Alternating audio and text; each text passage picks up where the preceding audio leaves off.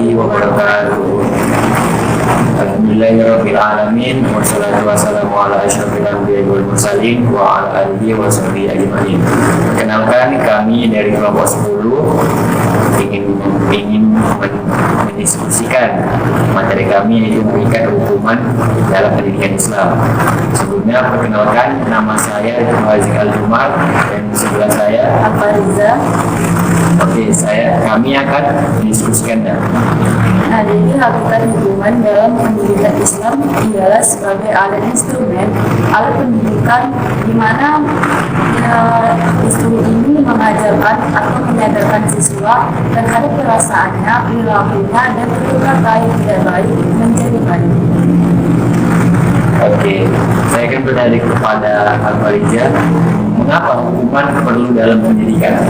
Nah, hukuman merupakan restriktif, disebut juga alat pendidikan kolektif, yaitu bertujuan untuk menyadarkan anak kembali kepada hal-hal yang baik dan penting.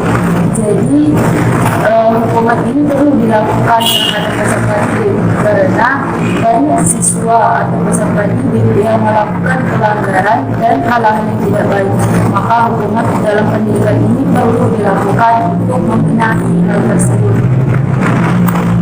Kemudian, bagaimana fungsi hukuman terhadap perkembangan peserta didik? Nah, ada banyak fungsi, yaitu diantaranya satu, sebagai alat pendidikan, di mana hukuman yang diberikan justru mendidik peserta didik, bukan untuk memarahi atau balas dendam. Nah, yang kedua adalah bentuk sikap perilaku siswa di sekolah agar patuh taat terhadap apa yang dilarang dan apa yang ditentukan, lalu melakukan dan mematuhi hal tersebut.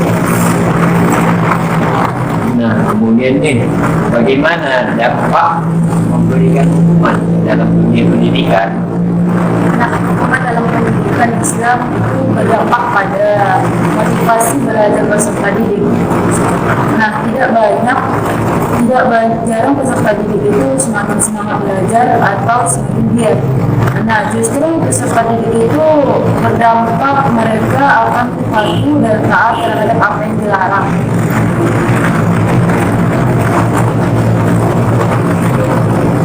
Selanjutnya, bagaimana teori hukuman dalam pendidikan?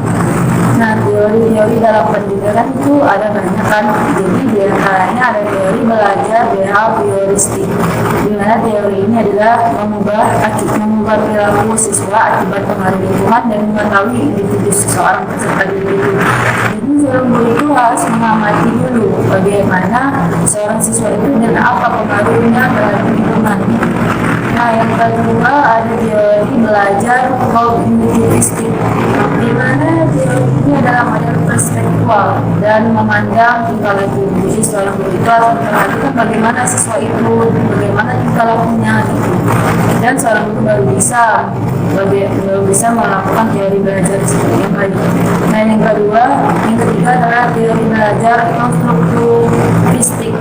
Nah, teori ini ditentukan dengan terbitnya gejala belajar ini oleh niat atau minat seorang peserta didik. Jadi kita harus tahu bagaimana minat peserta didik itu seperti apa dan minatnya itu di mana. Nah, ada juga teori belajar humanitistik dengan tuntunan pembelajaran abad 21, di mana pembelajaran ini dengan memanusiakan manusia dalam pembelajaran. Bagaimana pengertian hukuman menurut para ahli? Hukuman dalam pendidikan Islam menurut Mulang Ngalim Dewanto atau punishment atau hukuman, yaitu penderitaan yang diberikan seorang guru atau wali kepada seseorang yang melakukan pelanggaran atau kejahatan. Itu menurut Ngalim Dewanto. Nah, sekarang saya ingin bertanya kepada Ibu, bagaimana sih bentuk-bentuk hukuman dalam pendidikan Islam? Bentuk hukuman dalam pendidikan Islam yaitu bentuk ta'dil al-mukhalafah, yang artinya memberikan poin setiap pelanggaran yang dibuat siswa. Rasulullah SAW bersabda, sesungguhnya Allah telah menetapkan nilai-nilai kebaikan dan kejahatan. Jika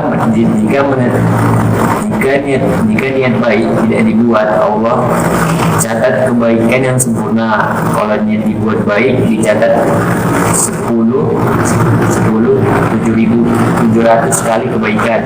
Jika niat buruk dikerjakan, dicatat suatu kejahatan.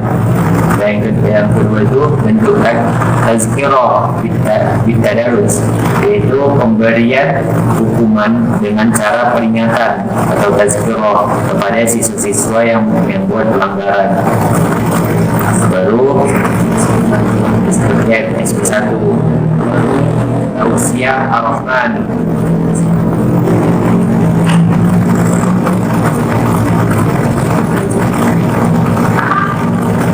Baru yang terakhir ukubah waiza, yaitu memalukan siswa. Jadi sekarang saya ingin bertanya, bagaimana sih hadis tentang dalam pendidikan Islam? Hadis dalam pendidikan Islam yaitu An Umar ibn Suhaib an abihi an jaddihi qala Rasulullah sallallahu alaihi wasallam muru auladakum bisolati wa hum abna'u sab'u sinin wa daribuhum 'alaiha wa hum abna'u asyara wa fariqu bainahum fil madaji'i. Dari yang artinya dari bin Amr bin Suhaib, ayahnya dan kakeknya, bahwa Rasulullah SAW pernah berkata, suruhlah anak-anakmu melakukan sholat sejak usia 7 tahun dan pukulah jika tidak mau sholat di usia 10 tahun, serta pisahkan tempat tidur mereka. Hadis riwayat Daud. Nah, ini mengapa harus ada hukuman dalam pendidikan Islam? Mengapa hukuman dibuat dalam pendidikan Islam, yaitu bermaksud sebagai upaya mendisiplinkan siswa terhadap peraturan yang berlaku dengan sadar peserta didik memegang prinsip tentang disiplin. Nah, dan itu akan menjadi sukses mereka ke depannya.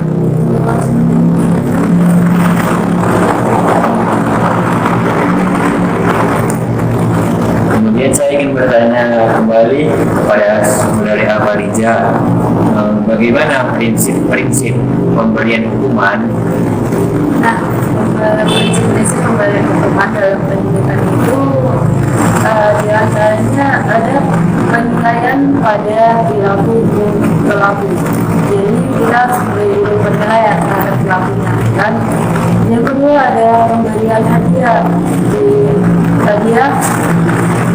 Dan yang ketiga, jangan menghukum saat marah. Kenapa jangan menghukum saat marah? Jadi ketika kita menghukum kepada peserta didik saat kita marah, maka kita akan melampiaskan balas dendam, itu namanya. Jadi itu sangat berdampak kepada siswa. Nah, yang keempat adalah hukuman, harus ada hubungan dengan pelaku. Jadi seorang guru atau pengajar harus memberikan hukuman sesuai apa yang dilakukan oleh peserta didik, apa yang dia langgar. Jadi tidak boleh melakukan hukuman yang tidak sesuai dengan apa yang dilakukan oleh siswa. Oke, jadi seorang guru itu tidak bisa menghukumi siswa hatinya. Ya tidak, karena pengajar atau peserta didik itu menghukum itu dengan pendidikan. Dia dapat mengajarkan seorang siswa itu dan melakukan hina dari situ.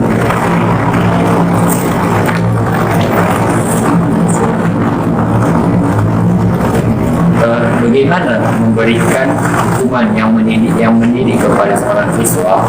Jadi memberikan hukuman itu tidak sembarangan, kan? Jadi seorang pengajar atau guru itu memberikan hukuman yang mendidik, dapat menjerahkan atau dapat menyadarkan peserta didik itu sendiri. Hukuman mata dan perasaan agar mereka itu sadar apa yang dilarang dan apa yang harus dilakukan.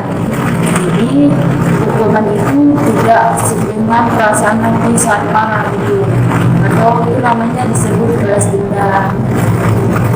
Jadi nggak boleh memukul secara emosi, secara fisik lah ya. Jadi kita jadi guru itu harus mendidik dengan menghukum dengan yang mendidik.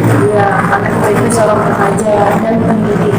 Dan sekali pendidik yaitu mendidik baik dalam perspektif hukuman ataupun pengajaran. Jadi Oke, mungkin sekian diskusi materi kami atas judul hakikat hukuman dalam pendidikan Islam. Jika ada kurang kami mohon maaf. Wassalamualaikum warahmatullahi wabarakatuh.